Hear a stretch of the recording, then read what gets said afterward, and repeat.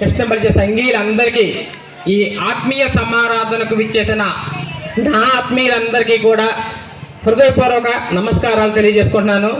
అదేవిధంగా ఈరోజు ఈ కార్యక్రమానికి విచ్చేసిన రాష్ట్ర నాయకులు, తెనాలి పట్టణ కార్యవర్గ సభ్యులు మరియు ఇంత చక్కగా ఈ కార్యక్రమాన్ని డిజైన్ చేసి చక్కగా నడిపిస్తున్న ఇక్కడ ఈ ఆత్మీయ సమారాధన వర్కింగ్ టీం అంతటికీ కూడా నా హృదయపూర్వక ధన్యవాదాలు తెలియదు. ఒకసారి చప్పట్లు పడుతుంది వాళ్ళకి ఒకసారి గట్టిగా.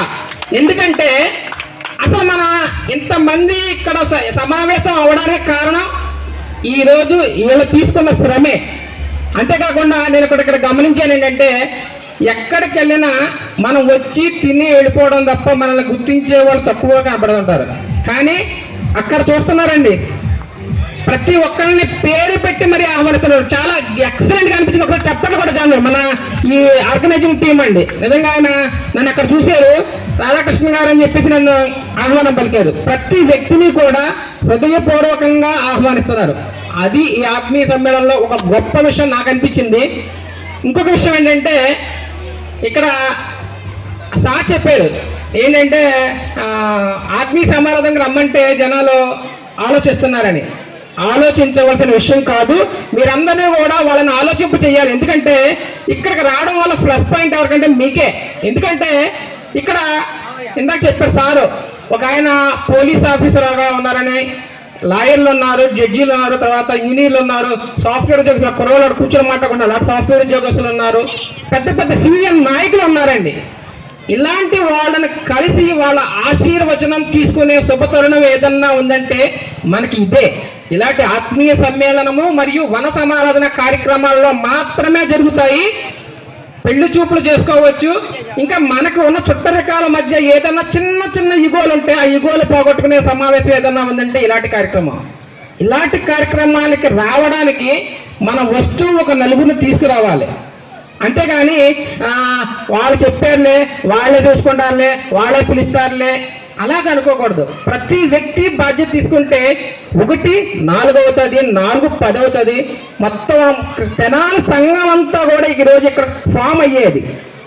వాళ్ళ కష్టం చాలా కష్టం. నేను ఎందుకంటే ప్రోగ్రామ్స్ ఆర్గనైజ్ చేయడం అంటే చిన్న విషయం కాదు, ఎవరిని సాటిస్ఫై చేయలేదు. ఇందాక సార్ చెప్పారు, నాగబాబు గారు చెప్పారు, సేవ చేయడం గొప్ప కాదటండి, సేవ చేయించుకునే వాళ్ళని సాటిస్ఫాక్షన్ చేయలేము మనం. అసలు అంత అది గొప్ప విషయం, అది చేయలేము అసలు మనం.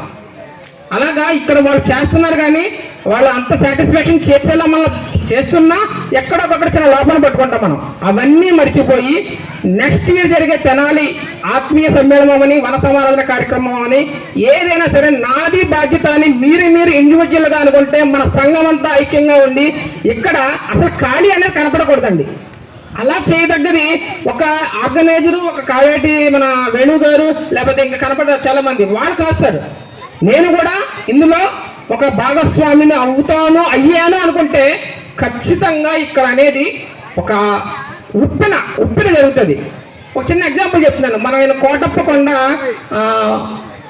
సత్యనారాయణ స్వామి వద్దానికి వెళ్ళి అక్కడ వన సమారాధన కార్యక్రమానికి వెళ్ళి వస్తుంటే దానిలో ట్రాఫిక్ జామ్ అయిపోయింది, కార్లు ఆగిపోయినాయి. ఏంటి కార్లు ఆగిపోయినాయని అడిగితే ఏదో ట్రాఫిక్ ఆగిందని అన్నారు. కొద్దిగా ఎదురుకి వెళ్ళాక చూస్తే పక్కన తోటలో వన సమారాధన కార్యక్రమం జరుగుతుంది. అంటే అక్కడికి ఎన్ని కార్లు వచ్చినాయి చూడండి. ఆ కార్ల వల్ల రోడ్డు బ్లాక్ అయింది.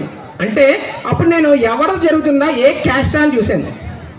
అలాగ ఉండాలి. ఏంటంటే మనం అందరం కూడా బయట అన్ని కమ్యూనిటీలు ఎంత బలంగా ఎంత గట్టిగా ఉంటున్నాయో, చిన్న చిన్న విభేదాలు ఉంటాయి, పెద్ద పెద్ద విభేదాలు ఉంటాయి.